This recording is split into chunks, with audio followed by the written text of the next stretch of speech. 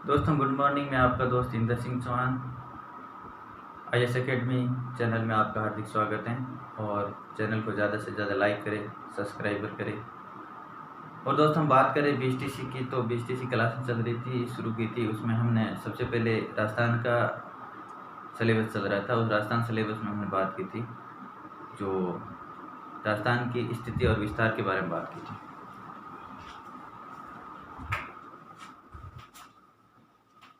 तो हम आज बात करेंगे राजस्थान का इस परिचय, विस्तार और स्थिति और सीमा। ठीक है दोस्तों, तो अब हम बात करते हैं कि राजस्थान की जो भूमि है, ये वीरों की भूमि।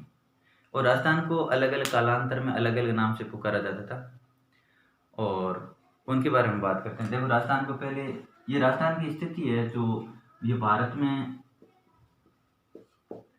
जो भारत है, भारत के अंदर उत्तर पश्चिमी सीमा पर स्थित है। उत्तर पश्चिमी में स्थित है। भारत की बात करते हैं तो कहाँ पर है? उत्तर पश्चिम में स्थित है। और विश्व की बात करते हैं तो उत्तरी विश्व में देखते हैं कि राजस्थान की स्थिति कहाँ है। तो ये उत्तरी पूर्व गोलार्ध में।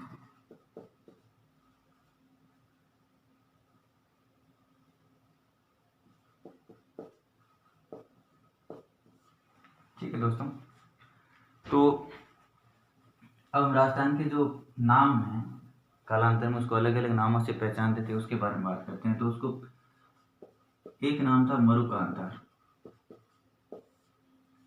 यानी राजस्थान को पहले मरुकांतार के नाम से महर्षि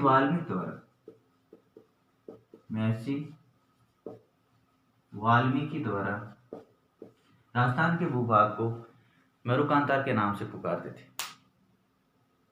ठीक दोस्तों, उसके बाद में जब बात करते हैं तो राजस्थान को राजपूताना नाम से भी पुकारा जाता है। राजपूताना, ये राजपूताना नाम दिया था जॉर्ज थॉमस द्वारा दिया गया था। किसके द्वारा? जॉर्ज थॉमस द्वारा नाम दिया गया था। और ये नाम दिया था उन्होंने 1800 में। कब दिया था? 1800 में। इसका हमें उल्लेख मिलता है इनके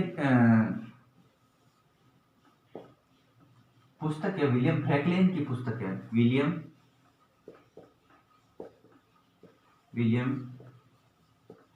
फ्रैंकलिन की पुस्तक है military memos of George Thomas. Military memoirs of George Thomas. ये पुस्तक है, विलियम फ्रैंकलिन की पुस्तक है। इसका प्रकाशन हुआ था 1805 में। और इस पुस्तक में राजस्थान भूभाग के लिए, ये जो राजस्थान भूभाग है, राजस्थान भूभाग के लिए राजपूताना शब्द का प्रयोग किया गया था। ठीक है दोस्तों, उसके बाद में कहीं पर राजस्थान शब्द मिलता है। क्या नाम मिलता है? राजस्थान। अब राजस्थान शब्द कहाँ मिलता है? राजस्थान शब्द मिलता है एक बसंतगढ़ का शिलालेख है। बसंतगढ़ शिलालेख। कहाँ पर? बसंतगढ़ शिलालेख। और ये बसंतगढ़ शिलालेख कहाँ से मिला था? सिरोही में मिला था। Sirohi.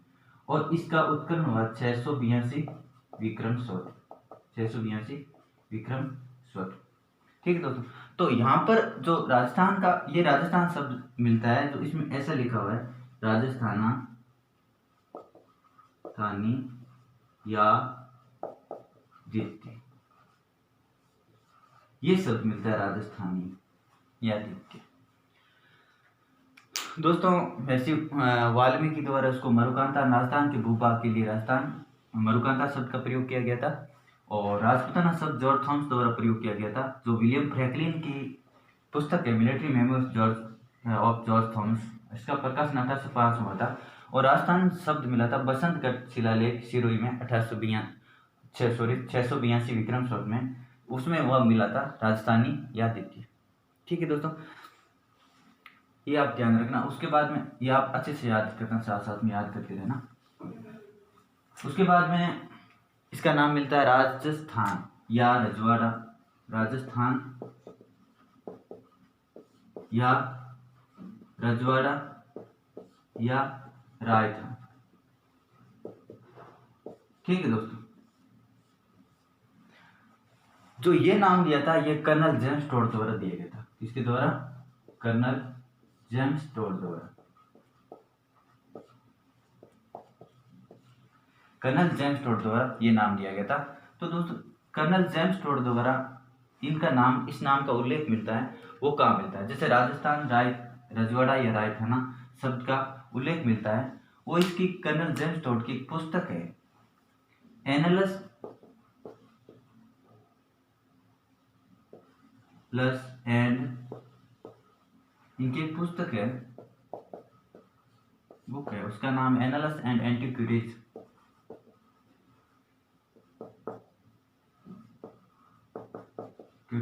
Of एनालस and antiquities of Rajasthan, एनालस and antiquities of Rajasthan.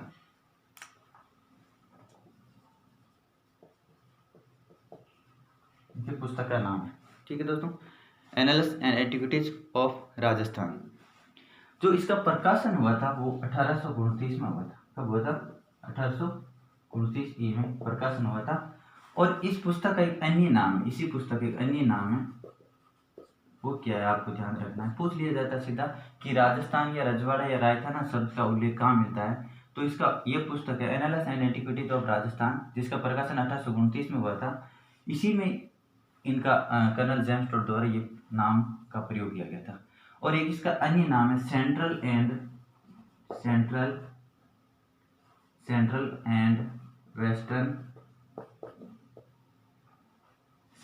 Western of Rajput state of Rajput, central and western Rajput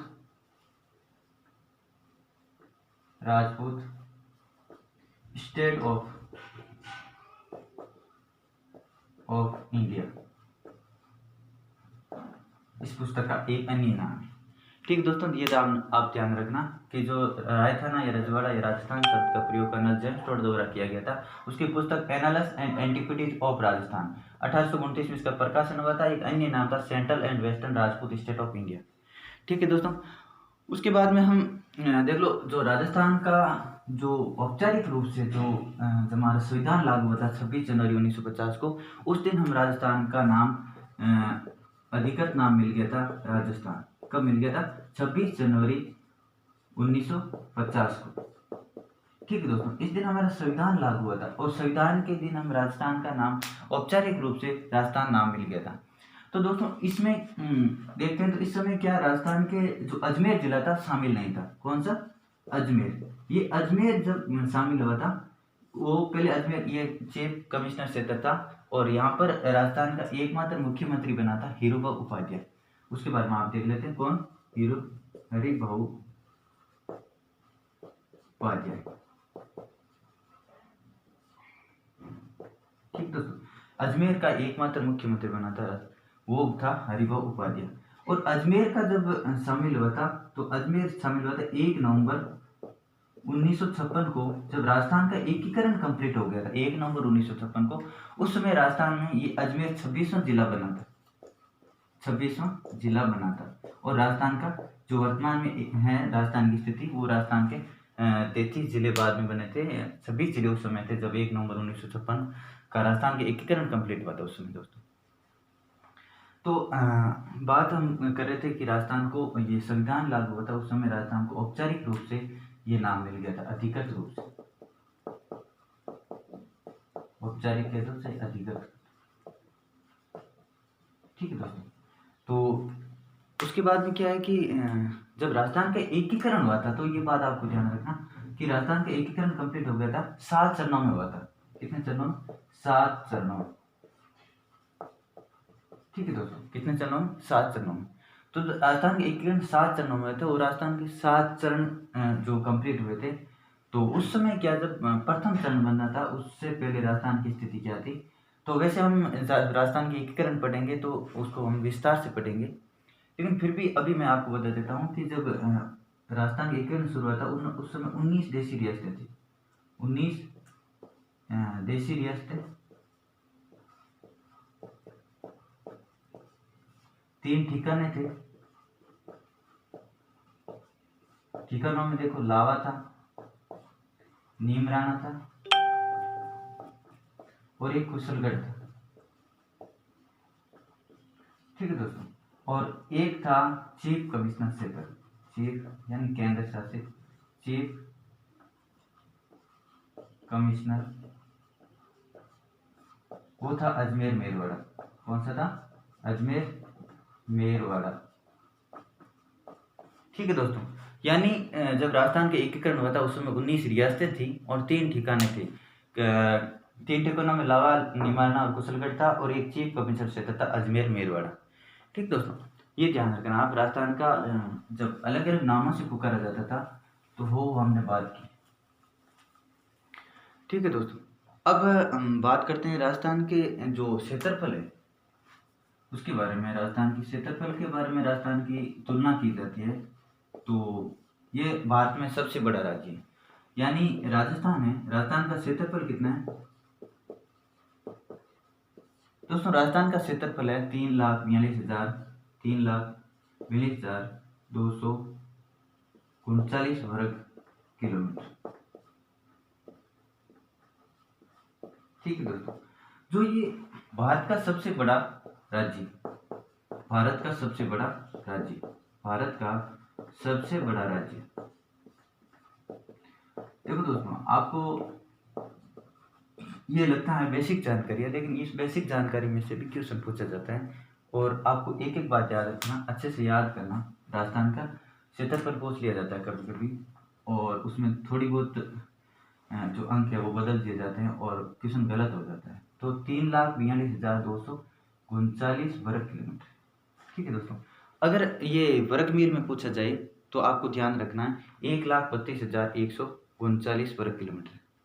कितना है? 1,32,139 वर्ग किलोमीटर। ठीक है दोस्तों, तो ये भारत का सबसे बड़ा राज्य है और भारत के क्षेत्रफल का, जो भारत का क्षेत्रफल है उसका 10.41% क्षेत्र भूभाग पर राजस्थान स्थित है। यानी राजस्थान का सबसे बड़ा जिला बना था 1 नवंबर 2000 को। 1 नवंबर 2000 को यह राजस्थान सबसे बड़ा जिला बना था। और सबसे बड़ा जिला जब मध्य प्रदेश से छत्तीसगढ़ राज्य अलग हुआ था उस समय राजस्थान का सबसे बड़ा जिला, राजस्थान है वो भारत का सबसे बड़ा राज्य बन गया था। ठीक है दोस्तों, और भारत के क्षेत्रफल का कितना है? 10.41% क्षेत्रफल।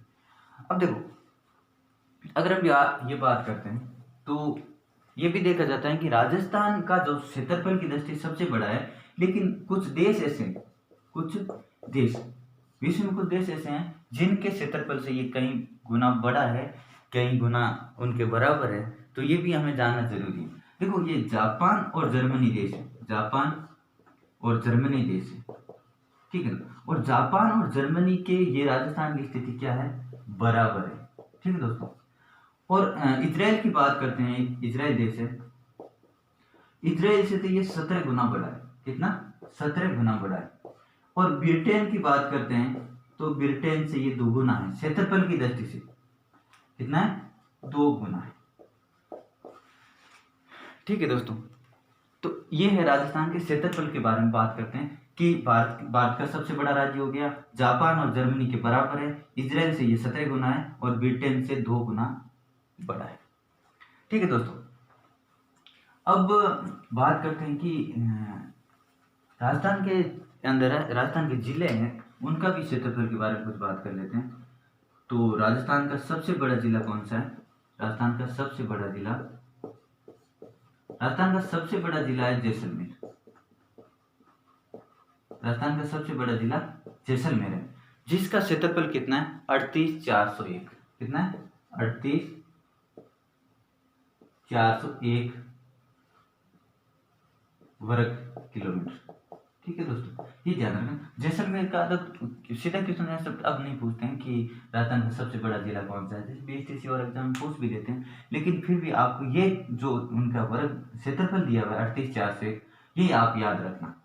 ठीक है दोस्तों, इसके बाद में राजस्थान का सबसे छोटा जिला कौन सा है? अगर सबसे छोटे की बात करते हैं, सबसे छोटा जिला, तो सबसे छोटा जिला क्षेत्रफल की दृष्टि से क्षेत्रफल की दृष्टि से बात करते हैं तो धौलपुर है।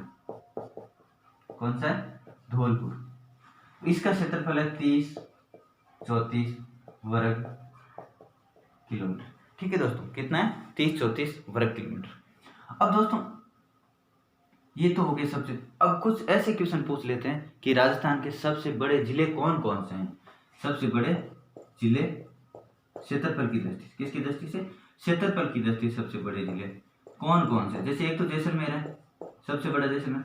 आजकल क्वेश्चन ये मतलब ऐसे ही हो गए कि एक फर्स्ट नए पूछ करके उसके साथ 2-3 और दिया जाता है और क्रम वही पूछ लेते हैं कि इसके बाद में कौन सा है, इसके बाद में कौन सा है, क्रम आपको बताना होता है। तो जैसलमेर के बाद में बात करते हैं तो आता है बाड़मेर। क्षेत्रफल की दृष्टि से जैसलमेर से छोटा बाड़मेर है, और बाड़मेर से छोटे की बात करते हैं तो हमारा बीकानेर है। और बीकानेर के बाद में बात करते हैं तो आता है जोधपुर। ठीक दोस्तों, ये आप क्रम भाई उसको याद रखना, जैसलमेर, बाड़मेर, बीकानेर और जोधपुर। अब छोटों की भी बात कर लेते हैं। सबसे छोटे जिले क्षेत्रफल की दृष्टि से अगर बात करते हैं, सबसे छोटे क्रम भाई बात करते हैं। ठीक है दोस्तों, तो क्रम भाई बात करते हैं तो धौलपुर, दौसा, डूंगरपुर, प्रतापगढ़। कौन कौन से? धौलपुर, दौसा, डूंगरपुर और प्रतापगढ़ आता है। ठीक है दोस्तों, सबसे छोटे जिले, ठीक है, धौलपुर, दौसा, डूंगरपुर और प्रतापगढ़, ये आ जाते हैं। सबसे बड़ों में जैसलमेर, बाड़मेर, बीकानेर, जोधपुर। और वैसे सीधा पूछ लिया था, जैसलमेर सबसे बड़ा है जिसका क्षेत्रफल 38,401 है, और सबसे छोटा है 30,34 है, जो धौलपुर है। ठीक है दोस्तों, ये तो होगी बड़ी और छोटे की बात क्षेत्रफल की दृष्टि से। और राजस्थान का क्षेत्रफल कितना है? 3,42,239 वर्ग किलोमीटर है, जो भारत के क्षेत्रफल का 10.41% भूभाग राजस्थान में स्थित है, यानी भारत का सबसे बड़ा जिला है।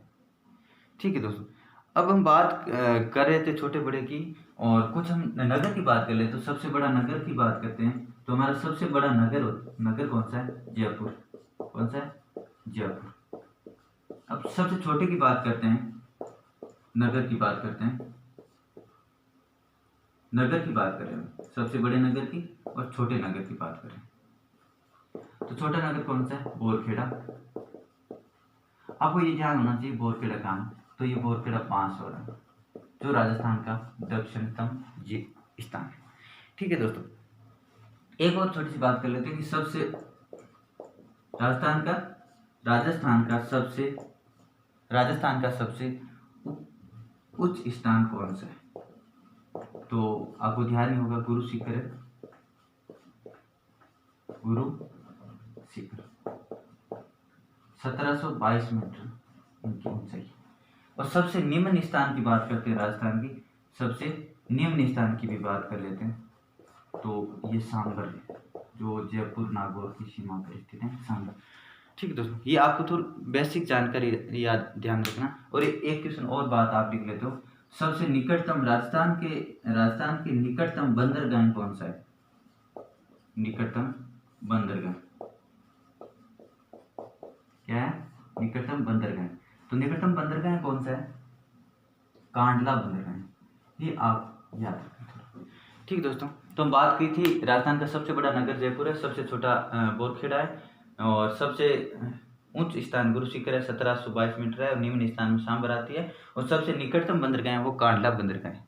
ठीक है दोस्तों, ये तो हमने बात की थी राजस्थान के क्षेत्रफल के बारे में और कुछ जिलों के बारे में बात की थी। अब हम बात करेंगे राजस्थान के अक्षांश और देशांतर के बारे में बात करेंगे, यानी राजस्थान के अक्षांश और देशांतर के बारे में बात करेंगे। तो कुछ हम देख लें अक्षांश और देशांतर के बारे में। किसकी बात करेंगे?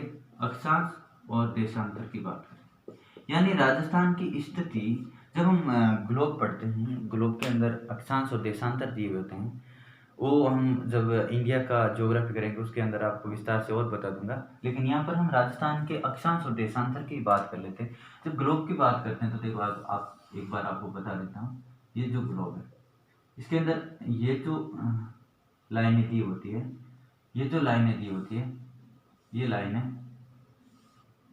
लाइनें दी होती है वो अक्षांश होती है। क्या होती है? अक्षांश। अक्षांश होती है, और ऐसे भी लाइनें दे रखी होती है, इनको बोलते हैं देशांतर। क्या बोलते हैं? देशांतर।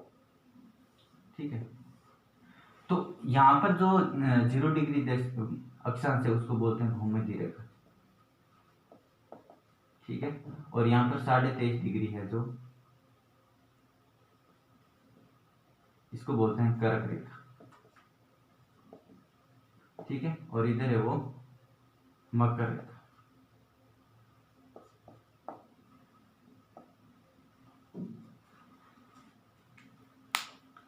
सॉरी दोस्तों, मैंने अक्षांश और देशांतर के बाद बात की थी, तो हमने इधर राजस्थान के अक्षांश और देशांतर की बात कर लेते हैं। ठीक है दोस्तों, इधर भूमध्य रेखा इधर है, भूमध्य रेखा, और इधर कर्क रेखा है, और इधर मकर रेखा। ठीक है दोस्तों, सॉरी मैंने थोड़ा आपको गलत बता दी थी, इसके बारे में मैं आपको सॉरी बोलता हूँ। ठीक है, तो ये कर्क रेखा है इधर, और इधर मकर रेखा है। तो हमारे राजस्थान की स्थिति आती है वो कर्क रेखा से ऊपर आती है, यानी हमारे जो भारत है, भारत की स्थिति लगभग यहाँ पर स्थित है, यानी यहाँ से जो कर्क रेखा गुजरती है भारत में से गुजरती है, और भारत के 8 राज्यों में से गुजरती है। कितने राज्यों में से? 8 राज्यों में से कर्क रेखा गुजरती है। और उसके लिए आपको एक बात बता देता हूँ, 8 राज्यों का नाम याद है, क्रम सीधे प्रति मिले, आपको याद रखेना। तो इसमें गुजरात, राजस्थान, मध्य प्रदेश, गुजरात, राजस्थान, महाराष्ट्र, छत्तीसगढ़, झारखंड, पश्चिम बंगाल और त्रिपुरा राज्यों से ये कर गुजरती है। ठीक दोस्तों, तो कर्क रेखा 23.5 डिग्री है, और यहाँ से इस स्थिति में राजस्थान की स्थिति आती है। तो राजस्थान की स्थिति में बात करते हैं, तो अक्षांश की बात करते हैं। पहले किसकी बात कर रहे हैं हम? अक्षांश की बात कर रहे हैं। ठीक है दोस्तों, अक्षांश की बात करते हैं, तो अक्षांश की स्थिति में राजस्थान कौन कौन से अक्षांश पे स्थित है ये बात करते हैं। तो राजस्थान है 23 डिग्री 03 से, 23 डिग्री 03 से उत्तरी अक्षांश, 23 डिग्री 03 उत्तरी अक्षांश से 30 डिग्री 12 मिनट उत्तरी अक्षांश। ठीक है दोस्तों, यानी राजस्थान का अक्षांश की स्थिति बात करते हैं, तो अक्षांश में 23 डिग्री 03 उत्तरी अक्षांश से 30 डिग्री 12 मिनट उत्तरी अक्षांश तक आता है। ठीक है, तो अक्षांश में विस्तार कितना है राजस्थान में? जैसे बात कर लेते हैं थोड़ा राजस्थान की। इधर छोटा सा आपको मैप बना के बता देता हूँ। ये आपको बातें बाद में भी दिखाऊंगा मैं, भारत के बारे में जो ये आपने चर्चा की थी उसके बारे में हम विस्तार से आगे बात करेंगे, लेकिन अभी राजस्थान के बारे में बात करते हैं। तो यहाँ पर जो ये मान लो जैसे ये राजस्थान का नक्शा है, और यहाँ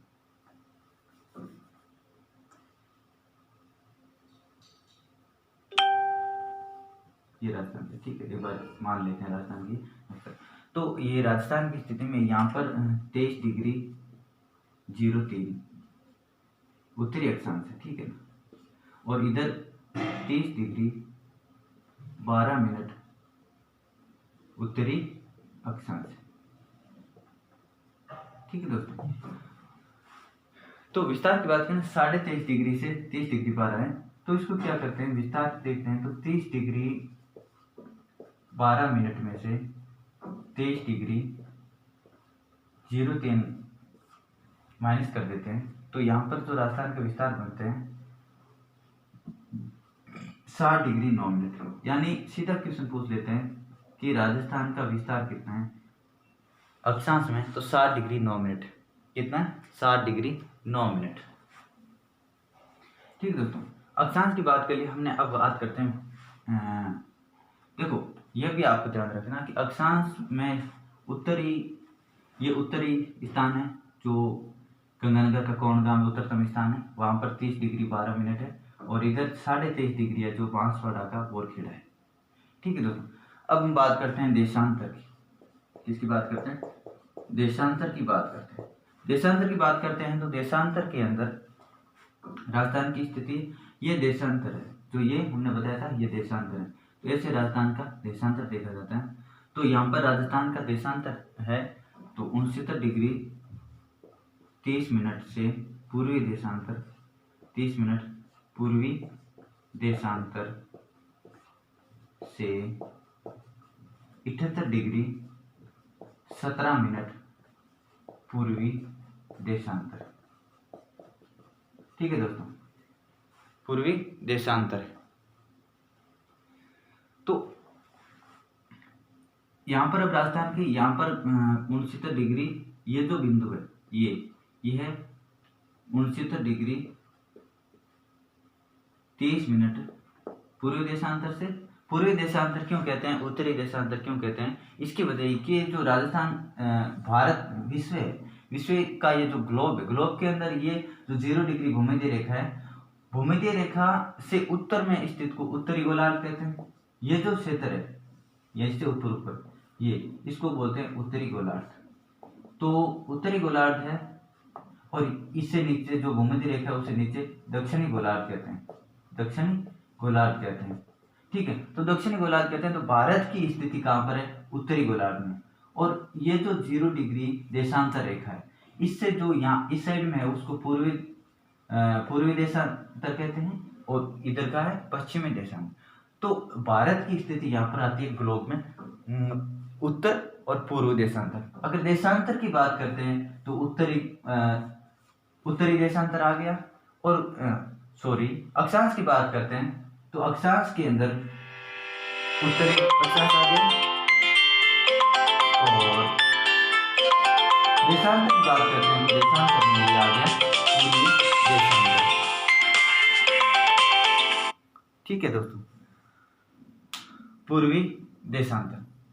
अब बात करते हैं देशांतर के बाद में अगर बात आती है तो अब देशांतर का विस्तार देख लेते हैं कि देशांतर का विस्तार कितना है। ठीक है दोस्तों, देशांतर का विस्तार में देखा जाते हैं तो ये 69 डिग्री 30 मिनट से 78 डिग्री 17 मिनट से एक बार माइनस कर लेते हैं, 17 मिनट से 69 डिग्री 30 मिनट माइनस करते हैं। तो यहाँ पर 17 का 30 से तो इसको एक यहाँ ले लेते हैं तो 60 मिनट आता है। तो यहाँ पर 7 और यहाँ पर 4 हो गए और यहाँ पर 8 आ गए। ठीक है दोस्तों, तो राजस्थान का विस्तार की बात करते हैं तो 8 डिग्री 47 मिनट देशांतर का, 8 डिग्री 47 मिनट विस्तार है राजस्थान का, यानी यहाँ से यहाँ तक। और ये समय में है 35 मिनट 8 सेकेंड का अंतर आता है। कितना, 8 सेकेंड का अंतर आता है। ठीक दोस्तों, अब ये देशांतर की बात होगी। यहाँ पर 78 डिग्री 17 मिनट है, 78 डिग्री 17 मिनट है। और तो दोस्तों हमने आज राजस्थान के देशांतर के बारे में बात की थी, और उसके पहले हम राजस्थान के कुछ परिचय और पढ़ा था। तो दोस्तों आपको मैं यहीं क्लास ख़त्म करता हूँ, लगभग आधे घंटे क्लास हो गई, और अगली क्लास हम राजस्थान के परिचय में बनाएंगे और कुछ और परिचय के बारे में जानकारी करेंगे। उसके बाद में भौतिक विभाजन पढ़ेंगे। नमस्कार दोस्तों।